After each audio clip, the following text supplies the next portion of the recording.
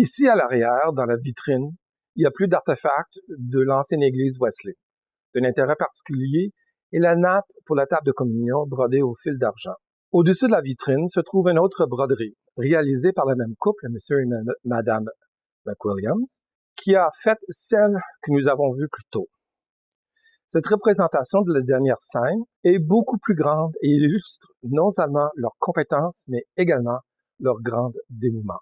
Le long du mur arrière central, il y a 3 plaques commémoratives en l'honneur de ceux qui ont donné leur vie pendant les Premières et Secondes Guerres mondiales. La plaque de bronze du centre affiche les noms de 8 femmes et 41 hommes de l'église Chalmers qui ont répondu à l'appel de leur pays pendant la Grande Guerre.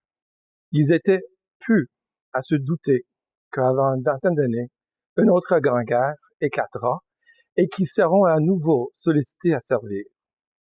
Il est intéressant de noter qu'il s'agit de l'une des très rares plaques commémoratives de ce genre qui honore la contribution des femmes aux côtés de celle des hommes. À sa gauche se trouve la plaque commémorative de l'église Wesley en l'honneur de leurs membres qui ont servi pendant la Grande Guerre. À droite, une plaque commémorative qui rend hommage, cette fois-ci, aux membres de Chalmers Wesley qui ont fait le sacrifice ultime pendant la Seconde Guerre mondiale. Au pied de l'escalier menant au balcon, il est accroché la liste de tous les membres de cette congrégation qui ont servi pendant la Seconde Guerre mondiale. Et tout en bas, à droite, se trouve une légende qui montre des gens qui ont servi, qui ont péri, qui sont absents et qui ne sont jamais revenus et qui ont été prisonniers de guerre.